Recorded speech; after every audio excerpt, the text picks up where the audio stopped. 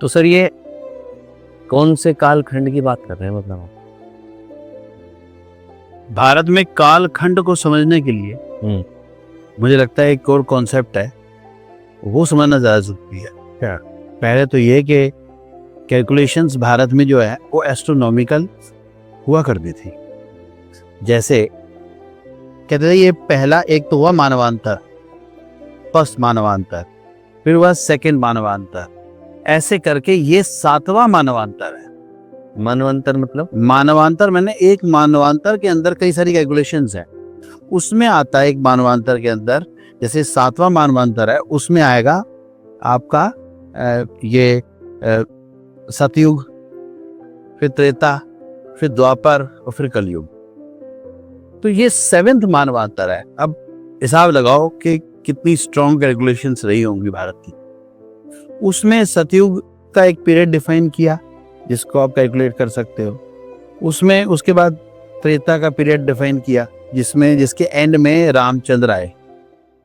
उसके बाद आपके द्वापर का पीरियड डिफाइन किया जिसमें कृष्ण आए। उसके बाद आपका ये कलयुग स्टार्ट हुआ। अब कलयुग कैलकुलेटेड है। अब कौन सा मानवंतर? कलयुग मानवंतर 7th है, कलयुग कैलकुलेटेड है। अच्छा। कलयुग एक बुक है सूर्य सिद्धांत। सूर्य सिद्धांत के मुताबिक कलयुग जो है 3102 BC में स्टार्ट हुआ। तो उससे भी पहले की बात है कि जब वेद लिखे जाते थे तब वेद सारे हिमालय में लिखे गए। वहां से जो भी नीचे उतरता था, हरिद्वार, ऋषिकेश हरिद्वार होते हुए उतरेगा, उसको रेस्ट की जगह कहाँ मिलेगी? सहारनपुर।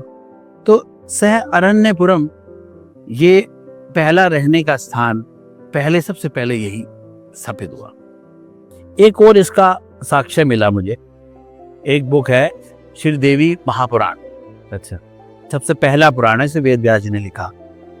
उसमें ये लिखा गया कि सबसे पहले शारदा महाविद्यापीठ स्थापित हुई सतयुग में। शारदा महाविद्यापीठ कश्मीर में, जिसके नाम से हम सरस्वती की उपासना शुरू करते हैं।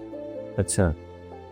उसकी होने के बाद सबसे पहले जो धरती पर स्टार्ट हुआ, जो धरती पर जो आवाहन किया गया देवी का, वो सबसे पहले देवी जो अवतरित हुई वो मानी गई शाकुंभरी। अच्छा। ये उसमें मेंशन्ड है। अच्छा। तो सबसे पुराना अगर कोई स्थान है पहाड़ों के बाद जो डेवलप्ड है, जहाँ पर रिसर्च हुई, जहाँ पर शाक सब्जी सबसे ज्यादा है, वो गंगा है, यमुना है, तो वो सहारण्यपुरम ही है। क्योंकि शाक सब्जी की जो देवी है आपकी शाकुंभरी, वो यहीं पर ही सबसे पहले अवतरित हुई। सबसे एंशिएंट है। सॉरी, मैं एक बात पूछना चाहूंगा, मतलब इस शाकुंभरी देवी को शाक सब्जी की देवी बोलते हैं? हाँ, तो सबसे पहले ये ना याद। हाँ। अच्छा।